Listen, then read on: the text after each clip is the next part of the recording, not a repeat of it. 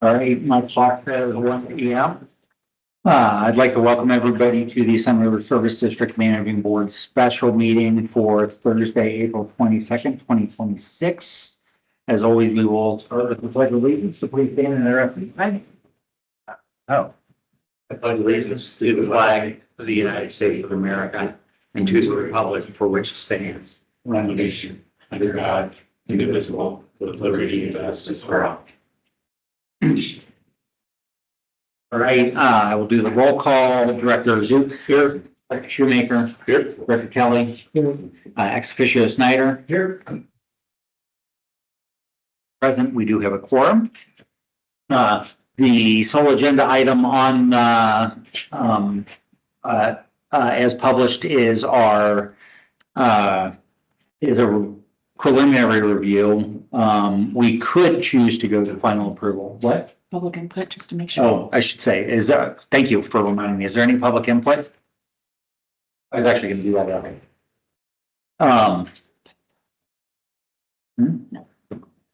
Okay. Chris is leaving. Thank you. The only item on our agenda is a review of the finances. We do have some public input provided in writing.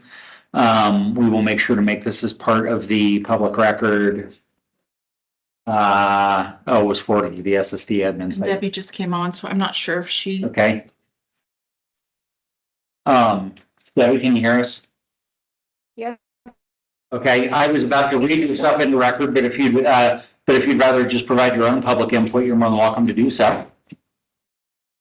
So my apologies for being late. You missed the pledge.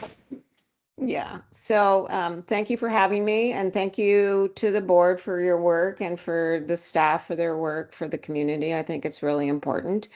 And here I am again about the budget, and my main issue, I will say, is the long-term solvency of the district. And I've said this the last 3 years, and so I still have some concerns that I want to point out. And in looking at your attachments for this meeting, on your 715 property tax revenues up 3.6%, which is pretty typical. But your total revenue is down. Even after considering taking the bike patrol out, you're still short revenue of $23,800. So there's a disconnect there. The requirements for the 715 account, comparing what you're asking for in this budget compared to what your projected year end is, and the year end is generally less than what the budget, and that's very typical, and I understand that. But that year end is what you've spent this year.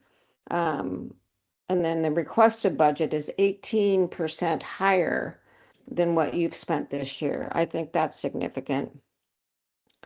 The reserve contribution is something that the district has always made and increased 3% every year. And I will tell you, in years past, the reserves were so healthy for this district, and there's a number of reasons why they're not now, but without contributing to those reserves, I think is very problematic. And so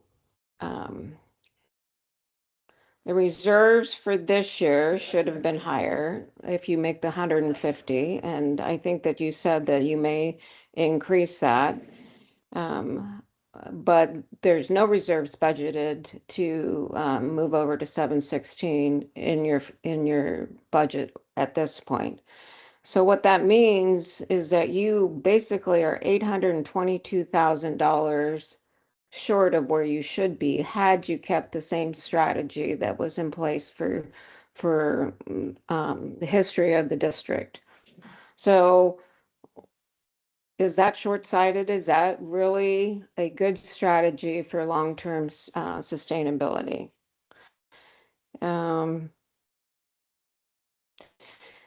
Also, and I haven't been tracking this very well, so I don't know everything about the reserve study, but everything that I do know has been, it's a work in progress for the last 2 to 3 years with no results of what you should do with those reserves. So maybe I'm missing something, but you've got to have a reserve strategy. You've got to have a reserve study. You've got to plan ahead to make sure you can fund the district. The 716 account, I noticed that there's no income for disposition of fixed assets. So when you get new cars, are you selling the old cars? Are you getting rid of the fleet that you don't need? Are you replacing, you don't generally get a lot of money for those, but it is something. And then your ending working capital in your 716 account is 2.7 million. And I must remind you that you have to pay the bills between July and November before the income comes in. So that period of time is about $2.5 million to fund the district during that time. And the 717 account, I'm less familiar with that, but your ending working capital is only $215,000. So I don't know if that's problematic. I have mentioned in previous testimonies about health insurance and changing the model and perhaps having employees contribute more or look at different ways to save money in that area. It's very expensive, and the benefit is way greater than anybody in the private sector gets, and it is greater than a lot of other public agencies. So that's been suggested that you look at that, and I don't know if that's been done either. So I'm just raising the same alarm. And you say you're aware of it, but I don't know what the strategy is to not to go into the red. If mitigation had started 3 years ago, you might not be in this position now. So I would just encourage you not to look at just today's budget, not to look at the budget for next fiscal year, but I want solvency all the way through to the end of the levy payment that we're all making. So I appreciate your time. Could I ask a clarifying question on one of your comments?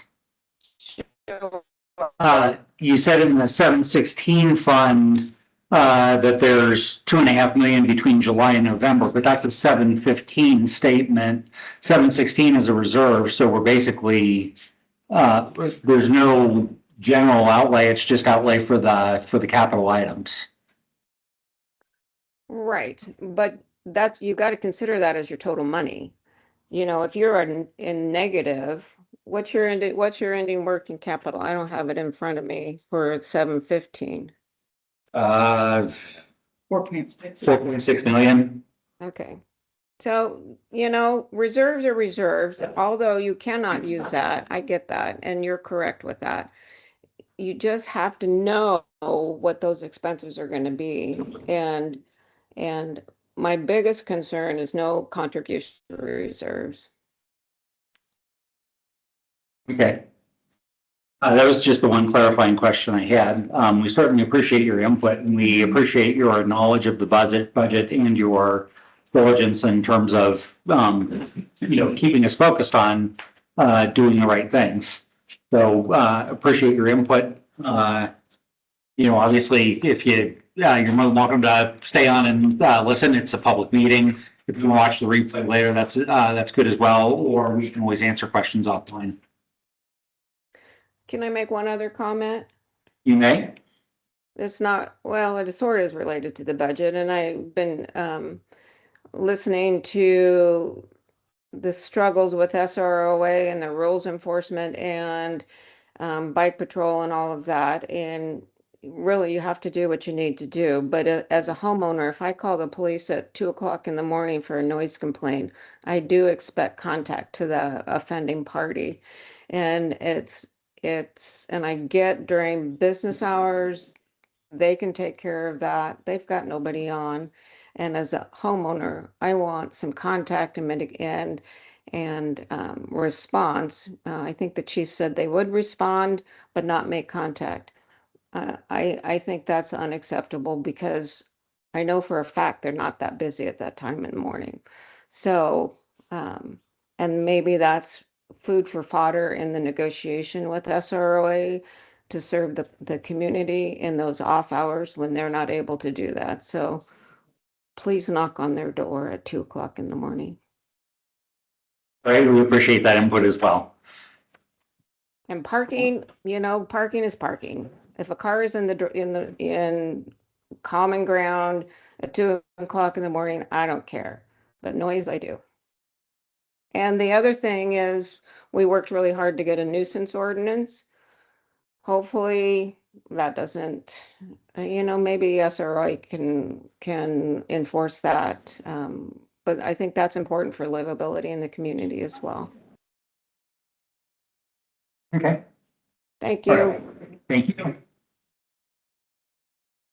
All right, let's move into the budgets. Mindy, you're going to start 7:15, or do you want to go with the easier ones? Do the hard one first. Okay. So we're on 7:15. You all have a packet in front of you as well as online. You see the beginning net working capital of estimated at 4606, although that's very fungible depending on where we get to the end of the year. I think we expect it to be a little higher. But we won't really know that until the end of this fiscal year. Revenues are coming in the range of about 3.5% in terms of growth. Then our requirements are 7.33 million over a budget of 6.9. As was pointed out, our year-end projections are currently at 6.1.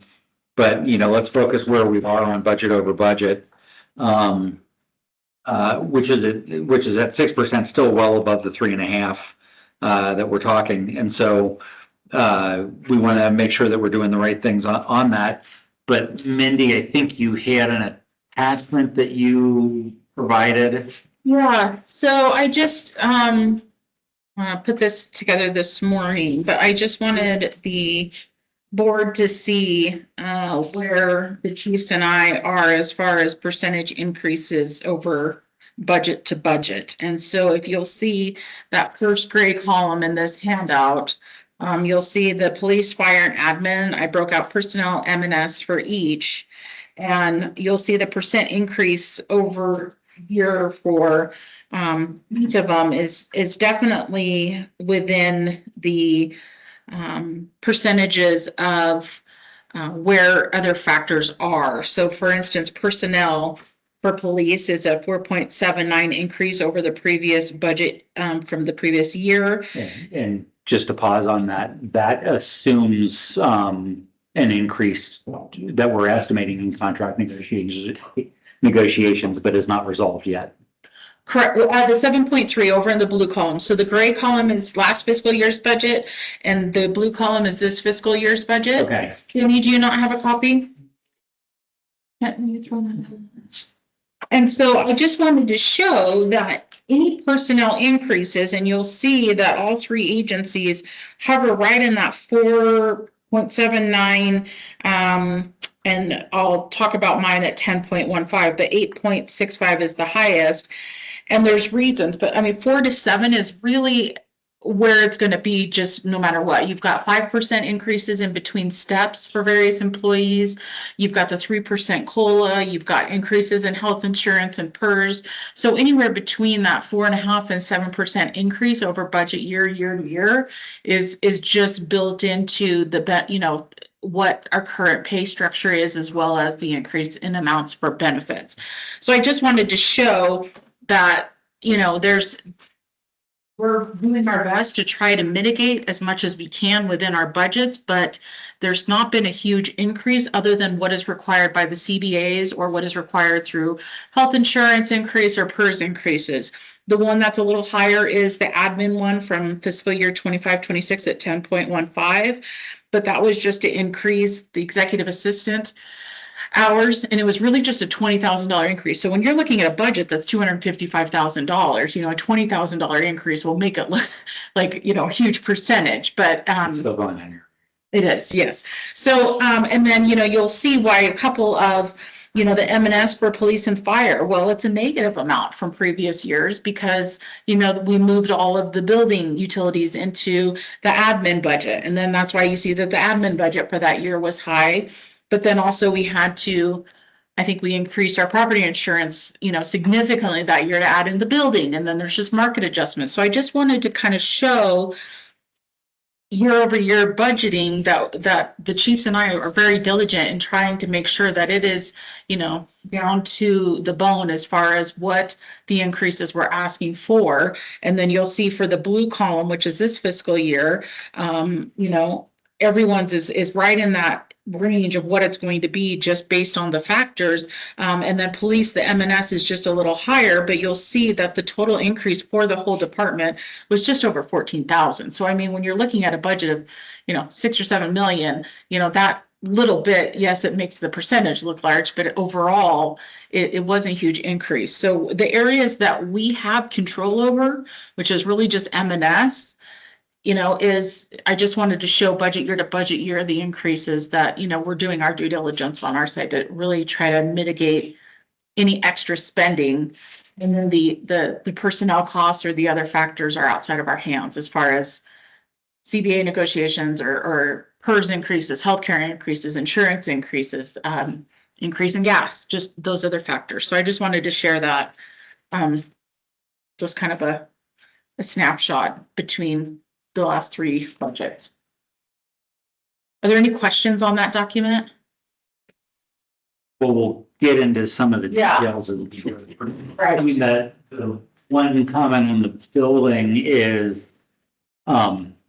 we've had some costs that continue to come in. So for instance, we had the contract with Cook Security that rolled through on cameras that we knew was coming, but we didn't have the number on, and that got rolled into this year. And there's some other stuff that we just need to absorb inside the building. The statement, which is pretty obvious, is if our revenues are basically going up 3.5%, and our requirements, we got to get them as close to that as possible. And I recognize that there's a lot of stuff that prevents us from doing that. We are on an unsustainable path, and we need to talk about what we're already showing in the budget to reflect on that. And we might need to do some prescriptive things that we're going to push into next year in terms of not backfilling any personnel that leave or other things like that, to try and keep the actual costs down. Right. So, I mean, That's something I do want to make sure we talk about today. so the 7.48 increase for the admin M&S, that includes costs that we signed up for, like the security cameras and different factors. Like those are costs that got started in the 717 fund to get the building built, but then as an ongoing contract is moved into my admin fund. So. Well, that helps 717, but we still need to. Right. And, But then it increases much more than a 3.5% increase. Right. For my M&S. Yeah. So anyway, I was hoping that would be kind of helpful as a snapshot for 715. I sent an email, the deficit for this year, we're looking at just over 250,000. And like was mentioned, that does not include a reserve contribution nor any contingency. And so, based on what the chiefs and I have already shared with the board, I just didn't know if there's any other questions or any other ideas or suggestions the board had.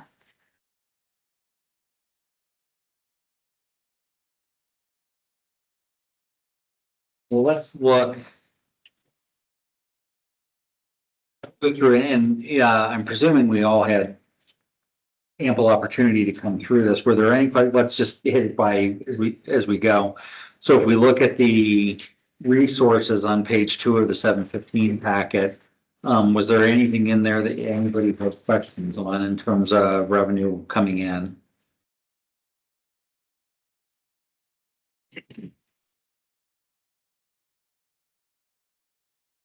And based on Debbie's comments, I'll verify the assessed value information that I received from the county. Just to make sure those numbers are on par.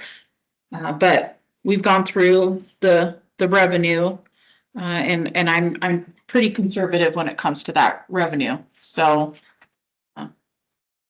anybody's got, when you look at the year-end projections compared to the budget, that's what was kind of used for the majority. You'll see there's no payments from SROA. Those I've removed. And then there's nothing in the miscellaneous income for districts. That's not something we budget. That's just funds Right. that happen to get. And so those funds that we received this year were due to the Social Security issue repayment. Yeah, we've already pulled down GEMT. Mhm. We're being fairly conservative on any conflag reimbursements, Mhm. with a recognition that if conflag reimbursements go up, that probably also pushes our fire overtime up. So it's really some offset that would need to be in there. And then ambulance charges we left flat, and we might be projected slightly above that, but that's again completely random based on the calls that we're answering. So I think we've been fairly conservative in terms of the revenue that we do have that's coming into us. There is a little bit of upside, but it's not a lot of upside. We're running off of property tax, and we don't put on property tax. Recall that we have had those conversations with the county on, we are ceilinged on the property tax. We need to find something to do.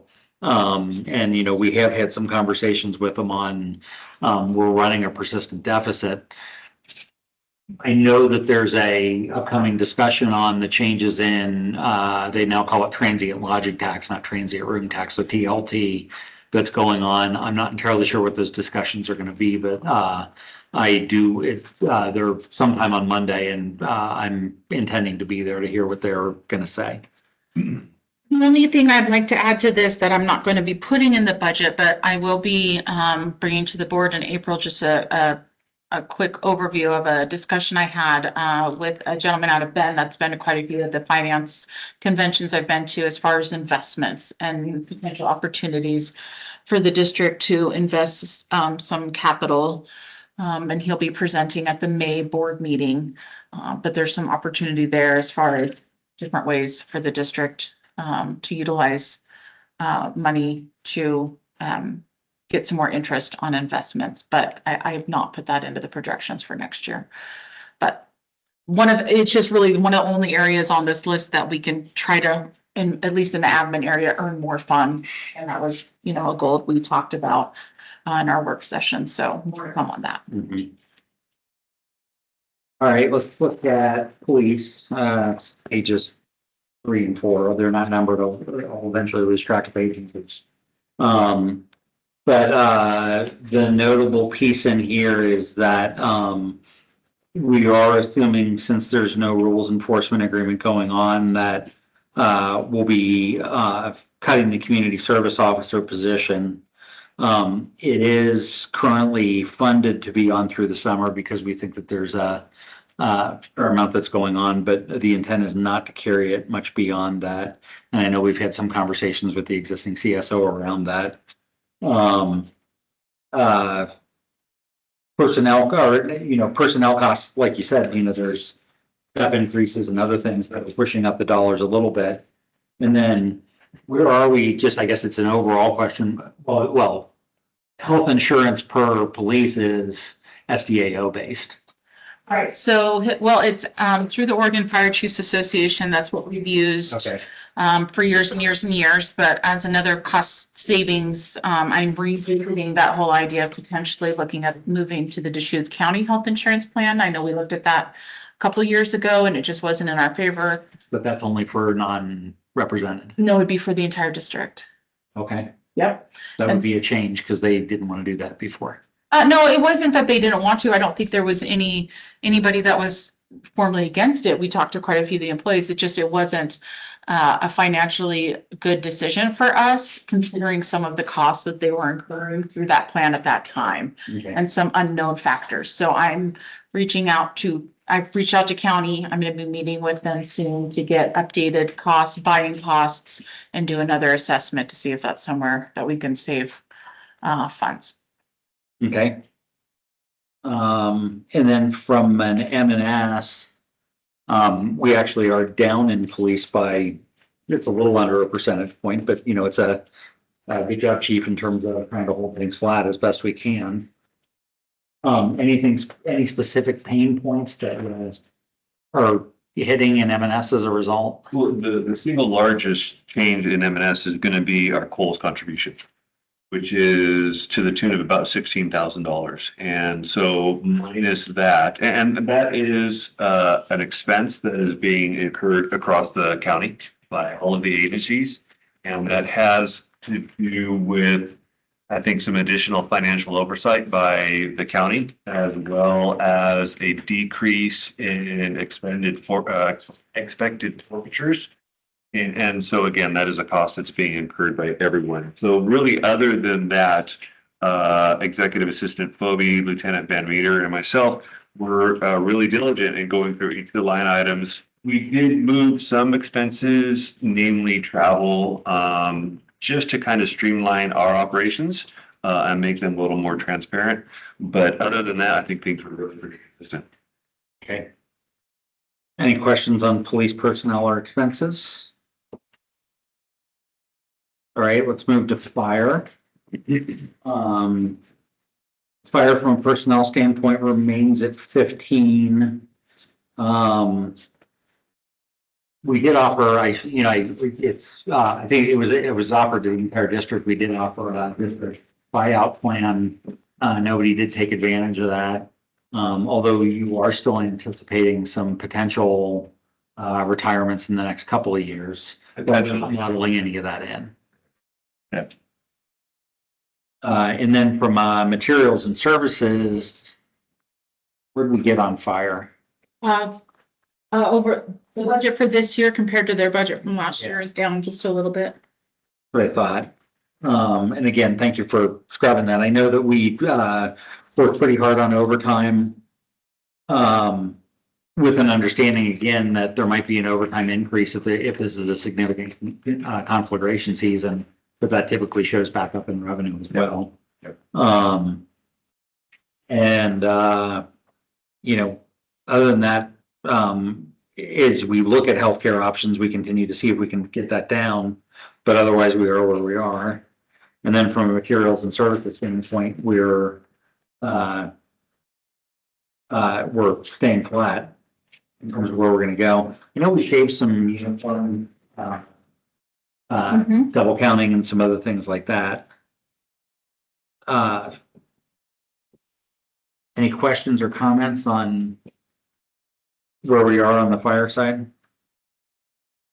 One thing I just mentioned, Chief Booth, I hadn't mentioned this properly yet because I had the idea like 5 minutes before the meeting, is that just like bike patrol is pulled out or was pulled out for police, I think it would be beneficial to pull out the reserve program from fire, just to have it separated out, just like bike patrol was. Oh, you mean put it in its own separate account? Yeah, its own budget. I mean, it's in here, but yeah, however you Yeah. want to do it, it's not gonna be. It's not gonna be, it'll be more, it's because it's very, because a lot of it is like when you're talking about protective equipment and all these other things, it's gonna be more difficult to be able to isolate that out. Maybe next year we can look at doing something like that. Okay. So where we're at the reserve program, and I can let Chief Bureau talk about it a little bit, but he met with the college yesterday. We are going to step up into that program. Plan is to bring 3 people on. You want to kind of explain what you with the director of the. We basically we'll ease back into it and make sure that we have it set up so it's successful. The folks that I went up and met with them to see if the type of people exist up there that I thought they did, and they do, was confirmed.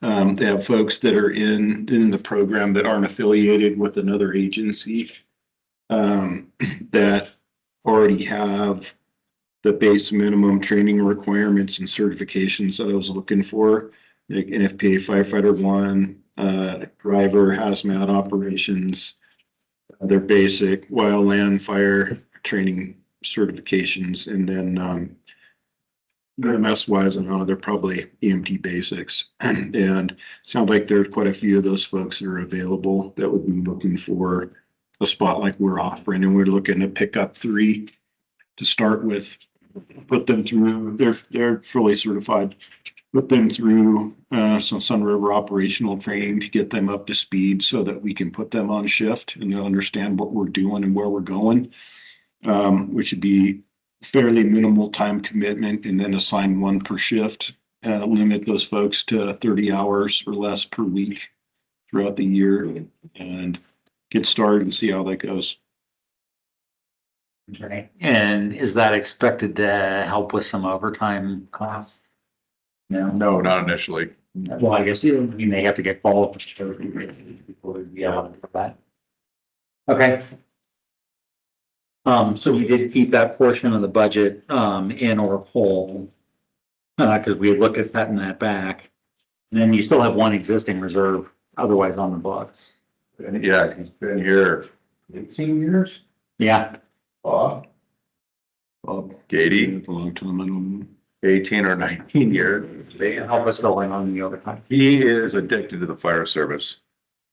Anyway, law enforcement, I'm just saying. Yeah. Mm-hmm. We get public service every day. Right, any additional questions on fire? All right, and then from an admin standpoint, talk a little bit about where we are on personnel costs. Like you said, you kept it, you kept the executive assistant at halftime. There's a step or a longevity increase that's going on in the other personnel position there, which causes some expenses to go up. And then from an M&S, again, what would be nice, and I was going to try and do it, but I didn't. So no, I'll ask you to do it. It would be good to see standard M&S versus building M&S that gets absorbed in the admin space. But what the admin specific M&S versus building specific M&S, and how are those increases? Because my expectation would be most of the increases that we'll see would be on the building side, if not all of them. Right. So one of the major increases, I guess legal. legal was, basically doubled. In addition, there are increases in property insurance, or not property insurance, yes, I'm sorry, property insurance. That's right. I was thinking property taxes. And so that went up. So that's that, contract services. That's the majority of why that one went up, so much. And so as you can see, it's really hard to gauge that because you're just getting these estimates and then you get the bill. So for instance, I'll go down to where that is. We came in under this year for insurance premiums. If you go to, it's the second page, the second from the top. So I budgeted 135 because I was also not sure the first year with the full building, and I wasn't sure how much the insurance needs would be on that as well. And so we came in under budget. So I cut that down a little bit just to kind of split the difference. So yes, there's increases with just the admin only M&S, but there's also building increases. Our first full year with electricity, our first full year with, natural gas, which is going up too. So that's kind of where those increases are. But yeah, I'd be happy to separate those out. And what it says overall is that we're still not able to keep, especially, even the M&S side, let alone the personnel side. Personnel is going to grow at the rate of personnel. We have to figure out where we can go get those personnel savings long term, and potentially implementing a reserve program, long term, allow us to fill in some gaps there would be helpful. But we are right now, we are running a deficit without the ability to go raise our income. And, I know we've got several income options we're looking at, potential expansions. We continue to look at whether we would either reform the district or do an operating levy, and when we would do that. And then I do want to be sensitive to the comments that were made in public. Last year, we did do a 7-year projection, basically taking us out to the end of the levy with some dials that we could turn. This year, after we approve this and get all this in place, that will allow us to go then create a 6-year projection that we can use forward. And that is something that we did use. We modeled. It was one of the things that encouraged us to do the buyout offer to try and see if we could reduce some costs there. So we are taking our forward projections seriously, and we need to continue to do that out to the end of the levy. So we'll go 6 years this time. And I'll just thank the treasurer in advance for that. You're welcome. Any additional questions on 715? All right, let's look at 716. Yeah, real quick, sorry. I had a note here, a question. So I noticed, and you brought this up before, Mindy, but the drastic increase in PERS this year, Yes. is that a pretty good number estimate on your budget there? Right, so the estimates come out every 2 years. Yeah. The last year was a 4%, so I did 2% last year and 2% this year. Oh, Next year, it's a pretty similar increase. So, next year is the 2%. It's off by a couple of years because you got to wait for the final year to come through. So now I'm waiting on the 27 through 29 data, but the estimates for PERS is pretty accurate with what PERS has sent out. it is well more than 2% going from 302,000 projection to 473,000. Which one are you looking at? Page 3 Okay. on 715. I'm sorry. Police salary. We're down about halfway. First employee. Where? Right, so the PERS, it's not just a 2% over last year's PERS, it's the PERS is the percentage of salary. Yes. So the salary goes up and then also the 2% on top of that. No, I get that, but that's a significant. Well, remember last year we did hold a police position open for a half a year, and that's not reflected in this year's budget. So there's an extra half of a person, half of a fairly high-end person that's in that, and then the PERS reflects that as well. Because it's about a 30%. Yeah. So $60,000, there's 18,000 just in that. It just seems, looking back through the previous years, the jump is pretty significant in comparison. Right, because that's also, it's not just the PERS jump of 2%. Right. And so I'm happy to share with you the salary breakdowns that I do. No, I just want to make sure we didn't miss something because it is such an extreme jump. Yeah, you bet. From one to the next, and it's like, well, there's $150,000 or so. I'm happy to check again, you bet. I don't mean to make more work for you. No, I mean, That's, it's good to have more eyes on this, the better, because, you start to look at something so long and yes. you lose track. So no, I'm happy to, anybody that ever has any questions or thoughts, I know Debbie had a couple things, I'm happy to go look at it, just to have extra eyes on And it. that's really not out of our control, Right, but yeah, at least it's good to yeah, double check. it's a big one. Yes. Yep. All right, on 716, first in terms of reserve contributions to 716, right now we're not modeling anything in. We do have a contribution this year for 716 of 850,000, right, or in that range.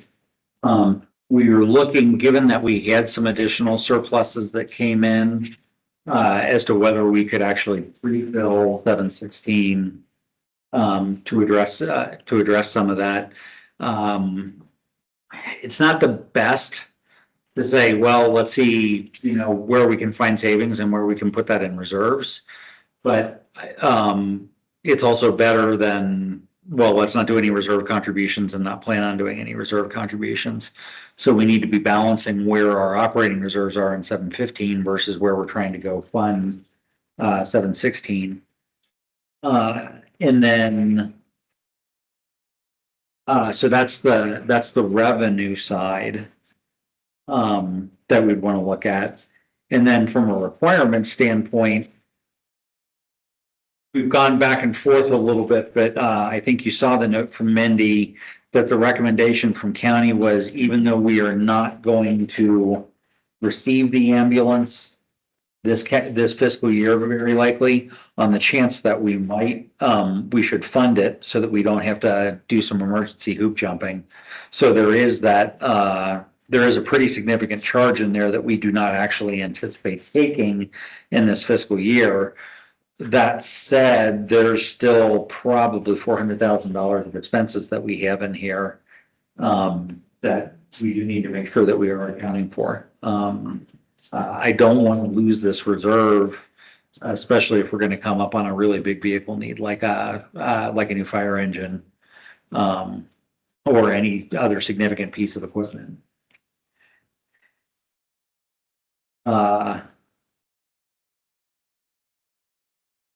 General questions or comments? Do we want both departments to go through again in terms of what we're doing or what they're doing for purchases? Oh, I'm finding one he's sensitive. I guess simple thing, Chief Rassick, anything that you want to say? You've got basically 2 new vehicles and an LRAD that are coming in. And then I think you said one of the existing vehicles would cycle, and then another one basically goes to the farm. I've got, 2 patrol vehicles right now that are nearing their useful life as patrol vehicles. And so the plan is to cycle those out, and depending on how operations proceed over the next several months, again, there may or may not be the need for that additional CSO vehicle. And so there will be kind of an examination of the needs of the organization. But what I do know is that provided that there was no patrol vehicle purchase last year, again, to see the readiness of the organization, I'm going to need those 2 vehicles. But yeah, there will be some degree of offset. I don't anticipate retaining all of the vehicles, so some will be sold. And again, being able to offset some of these expenses, the emergency gear, the radios, the lights. And that goes into the point that Debbie made about the asset disposition as far as the revenue. Until the board decides what expenses, and then that changes, potentially what, each department will get rid of as far as fleet. So, so that's why I've kind of been holding off on putting any funds in that amount. So would the intent be to figure out what we want to do, take that proposal and then do a major adjustment? It's not needed as a revenue line item for a mid-year adjustment for asset distribution. We never did in the past. Right. It's just extra money. That's great if we get it, but it's not. $20,000. Yeah, exactly. Yeah, more to the point, I just don't want to lose the fact that we are trying to make savings, and then the question gets raised on, because we could get it, from a variety of people of, well, you bought an ambulance last year and now you're buying an ambulance again. Now we had to potentially hold the funds for an ambulance in this fiscal year, knowing that it might get pushed into the next year. So I think we just need to make sure that we're being pretty obvious in how we're tracking and where we're saving, so that can get reflected back if we get questions. Well, and from an audit standpoint and a review of the budget, just keep carrying those forward with extensive notes. That's totally fine from an auditor standpoint. Right. Then you're reflecting it. Yeah, and that was the recommendation that we gave. Right. And I've seen that many times. So like you can even put a note in there about revenue as well. to carry forward that it all depends on what vehicles are purchased and sold at auction or how we get rid of them. And I think that will reflect that in there. That way it'll avoid maybe somebody asking those questions. You know, maybe not, but that's fine. Okay. I think as long as we're being transparent and this says. Mhm. And as far as the LRAD goes, I'm a very big proponent of that. There is no such system in the county down, or anywhere in the county, especially down south here. And I think that its application again for search and rescue or evacuation is very important. And again, that actually was a commitment that we made to SROA when we decommissioned the Siren Towers, is that we would explore opportunities to be able to drive communications, figuring that we would drive an LRAD. So the fact that you found an LRAD that was significantly less than we were initially estimating, I give you a lot of credit for it. I think as technology has increased, it is actually, and the speaker, it's heavy, but it actually can be held or mounted onto, well, we will most likely use it as mounting it onto a vehicle with some sort of a vacuum mount that's included in the price. Yeah, a lot of application. So does that mean you're gonna have Chief Booz out there holding that while you Yeah. walk into it? They're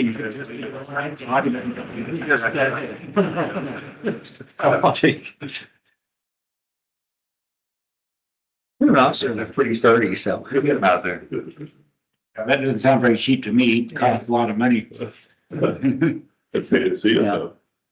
And then on the fire side, again, we've already talked about the ambulance, but this is an F-250 basically for fire operations. You've got one that is aging pretty well, and I think your plan is to either sell that one or sell another one, and but you're staying even on vehicles, you're not going up. Yeah, well, if you look at this list that I created, this is our capital replacement list, so it has all of our vehicles up on the top, and then we get into our medical equipment and then fire equipment and radios. So these are our big capital purchases. So being able to see where we're at and what we're asking for. And I know that when talking with Chief Yorvik, the plan when they got the two ambulances was to be 5 years apart. Well, they kept pushing them off, right? And so now they're within a couple of years of one another. But you can see like in the green, when they remounted them, we're right in that 10-year window for these. So by the time we get that ambulance, it's actually gonna be 12 years, right? Because it's gonna take 2 years to probably build it. We may get lucky, but I don't think that that's gonna be the case. And then all of our other pieces of equipment. So like our Type 6 engine, which is the smaller brush rig, we've been deferring that for several years. Our other wildland rig, our plan is to defer that out for several more years. The engine that we have, and so, and the ladder truck, those are on the cycle time, but depending upon where they're at, we potentially defer those. Those are your big costs there. And then the pickup, we've deferred that out for quite a few years. The plan will be to sell that one. We'll probably get anywhere from 10 to 15,000 maybe for it. I don't know. The two guys next to me have dibs on it, so maybe we'll get 25,000 out of it. I'll bid them up. Yeah. He's looking to get the. Anyway, so, but is to put a service body on the pickup, being able to put our specialty equipment on that pickup, and, different rescue equipment and those types of things that just sit in the bays, and then we just load them in the rigs when we get the call so we can deploy them a lot quicker. So that's the plan with that, getting that truck there. And then we've got the 3 rigs. So the 2, I'm still trying to find people to run on the IMT team so we can make money on the Ford and the 2 Fords, the pickup and the Interceptor. And then we've got the Pierce engine 221. We keep that one just because if our fire engine that we have currently has to go in the shop for several days, we can still utilize that rig. We have that capability to be able to do it. So that's why we're hanging on to that. You usually always have a reserve engine just in case. And then we've got our light packs, Video LP15s. Those are in the replacement. 2 of those, we're actually upgrading to a light pack 35. It will enable us to be able to communicate with the hospital.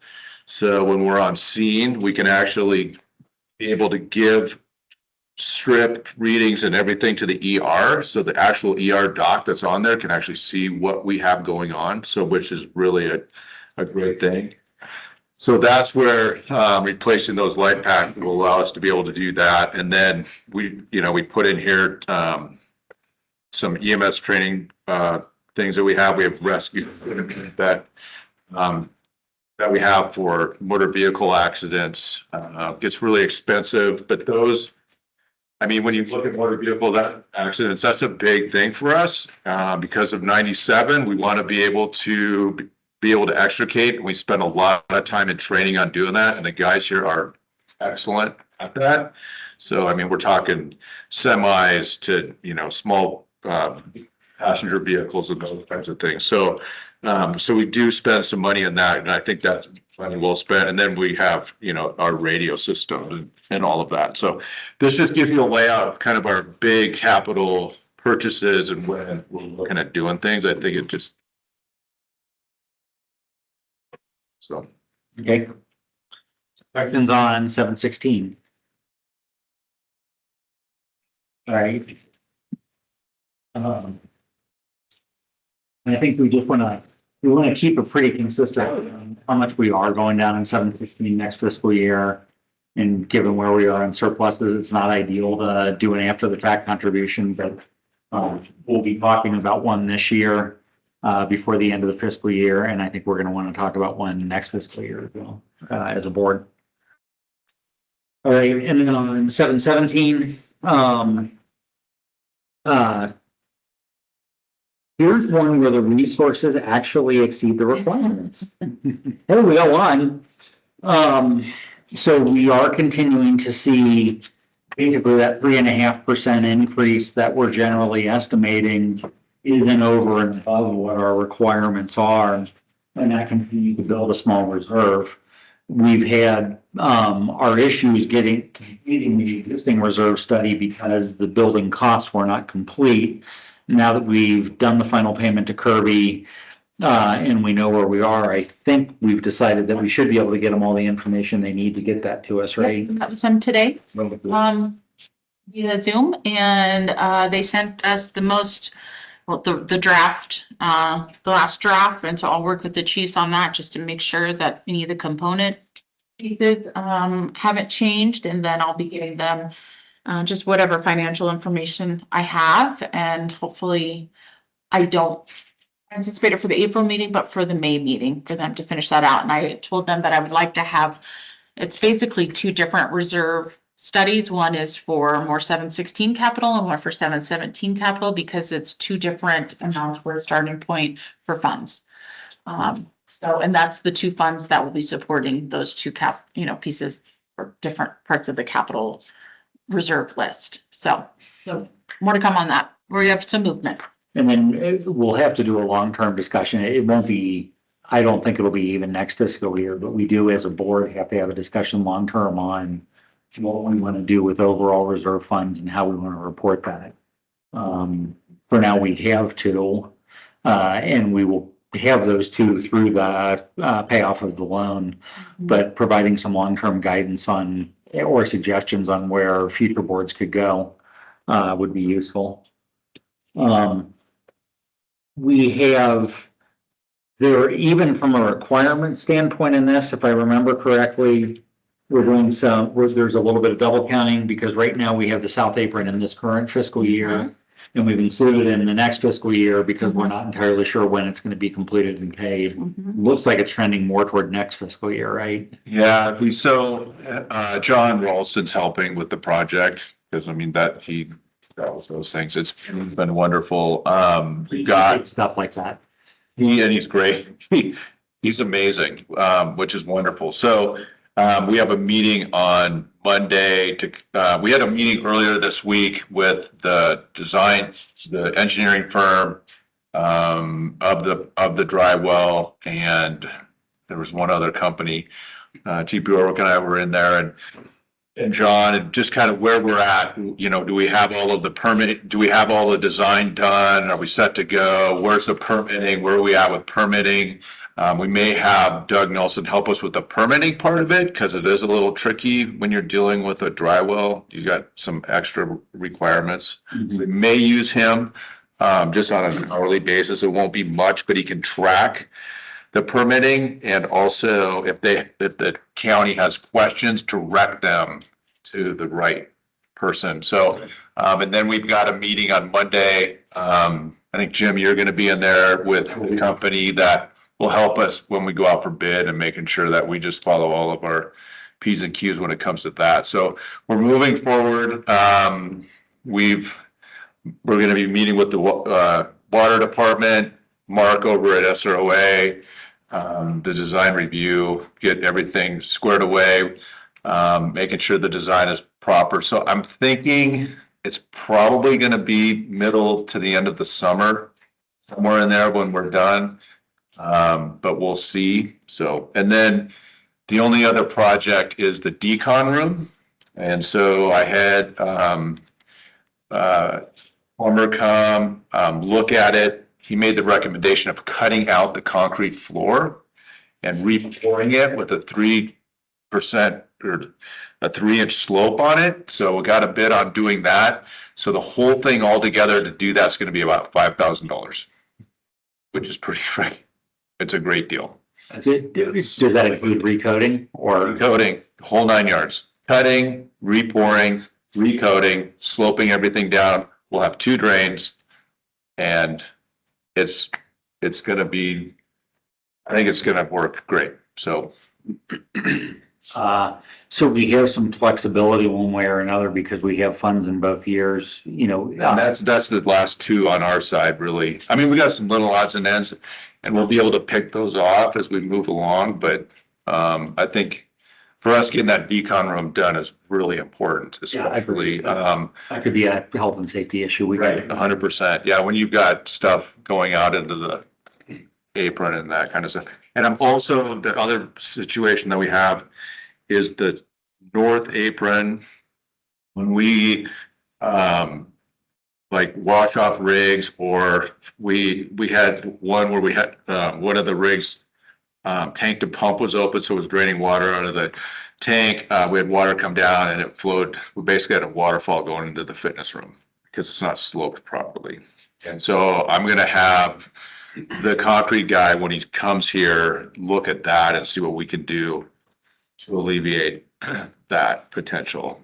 We tried dealing with Kirby on it, and they said, nope, it slopes fine, it slopes fine. Well, it's great, it slopes fine when you have a garden hose, but. It's a little different from that. It doesn't really drain. Yeah, so. Water doesn't run to the drain. Right, so we'll get there. It's just gonna take time. Okay. So there's a lot flowing back and forth in 717 between the existing fiscal year and fiscal year. There's probably upside to both the numbers as we're looking at it.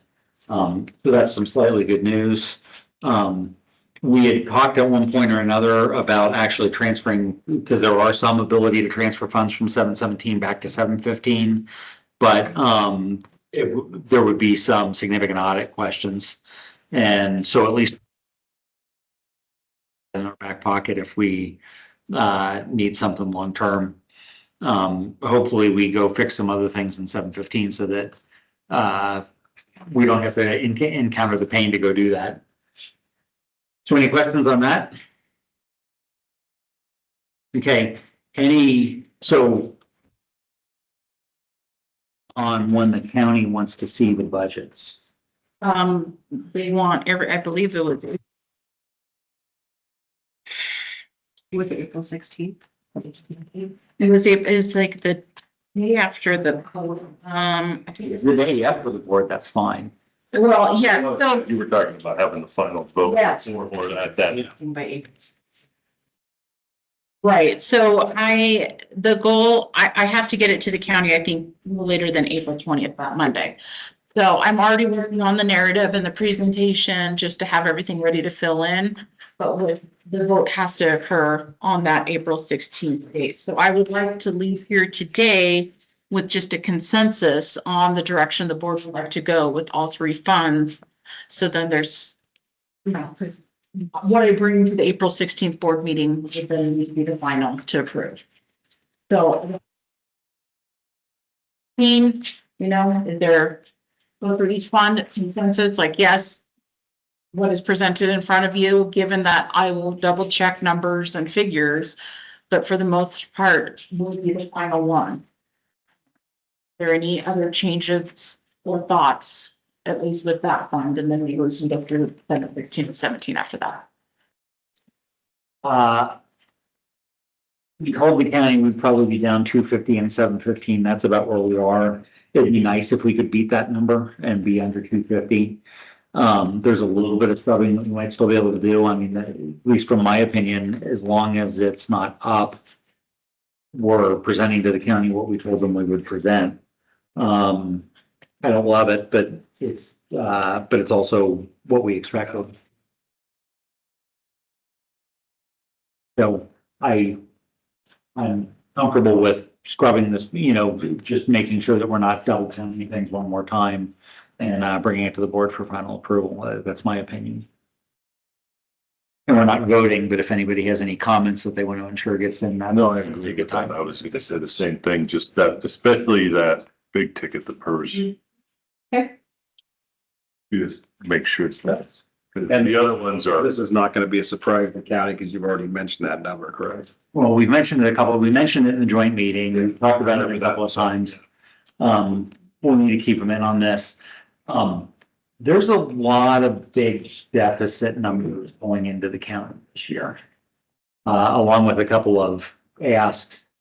But including, by the way, like close to $300,000 ask that they're not quite sure where they're getting the funding from, but it's from let's just say similar agency to where we are. And depending on where the county says that they want to fund that, if they decide they're going to fund it, that gives us a really good opportunity to say, hey, you did that last year. So we'll keep an eye on that. So 715. Okay. 716, some consensus on the expenses. I think we're good. If we can get some idea as to where our potential upsides are on selling, even if it's not immediately reflected in, just to know that the number's not as awful as you think. Yeah, and I would just put another note, your explanation justification, put that in there. It doesn't have to be a final number, but it said you could expect potential revenue source is sale of these vehicles if they are purchased. And then we'll let the bidding war commence. Yeah. Okay, so all the capital And 717. items were the consensus is good. Yeah. Okay. And then my only comment on 717 is, we know that there's some double counting in there. If we can get clarity on that in the next few weeks, that would be good, but I doubt we're gonna get clarity on it in the next few weeks. Well, we would also just recommend to leave that amount in there, just so that if there are things that come up, we don't need to do a budget adjustment to expend those funds. I just want to be careful that we don't, and we didn't frighten ourselves into doing a contribution. We said, we've got some money, let's go do a 717 contribution. But I want to make sure that we're not double counting ourselves or keeping expenses into a point where we start to concern ourselves about cash flow. So we just need to keep eyes on that and keep reminding ourselves of that as we go through the year. Right. I mean, it's a I spoke with county, it's common practice that 140 now, okay, it's gonna roll over, but yes, our beginning working capital will be that much more because it is rolling over. So the bottom line will change based on the year-end financials. So getting the loan paid is my primary, and then making sure there's money left over. I keep an eye on that, because I mean that's only a couple $100,000 is pretty low. So start building I it. do get some panic texts every once in a while. Are we sure we're going to be able to pay the loan? Okay, let's go look at it. Yeah. Now, the ambulance, when will we know on that one. So we're kind of playing a little bit of a shell game with that money. When will we know? I know it takes a while for those to be built. Any idea on how long that takes before we will have a definitive answer? Well, on price? No, not price, on delivery date, delivery date. Wow. We can expect that we have to budget for that. In other words, we're budgeting for it now. We may be able to take that down the road 1 year. That's a lot of money. I don't know that we will, but is there any idea when we would really know? Or is that just a up in the air question, you know?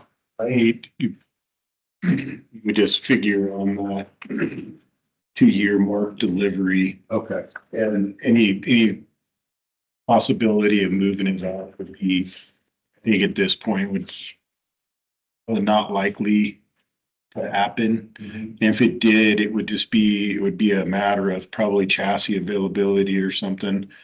You know, if those sprung for you, I'm not certain that that's what's hanging it up anymore. I think it was the system was so backlogged for so long that it's just an attempt to get caught up. I think, yeah, I mean, Engines are still out, what, 2 to 4 years? yeah. Yeah, I mean, because we won't order it until after July 1, right? Because we can't, so, but, because I mean, we can't because, I mean, if you ordered it, there were times when you'd get it in like a month. You know, and some people ordered it and then it was like, wait, what'd you do? And we got it in June, you can't do that. And so we wait till July. I mean, we're not gonna see it. We're not gonna see it 12 months.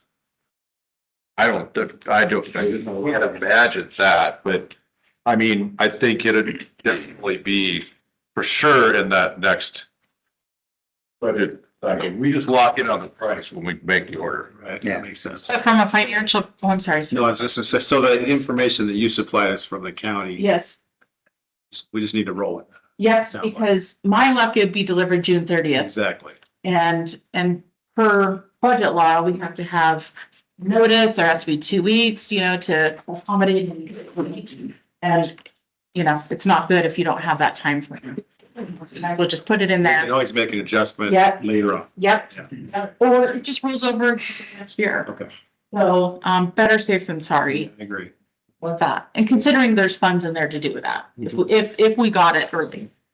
Should have. All right. Discussion on Any other comments or on the budget? this realistic. Right, that was the only item on the agenda. Is there any other business to come before the board? If not, I would entertain a motion to adjourn. This person's just go. We'll move. We have a motion and a second. Is there any further discussion? If not, I will call for the vote. Director Zook, Director Shoemaker, Director Kelly. Yes. Chair votes yes, motion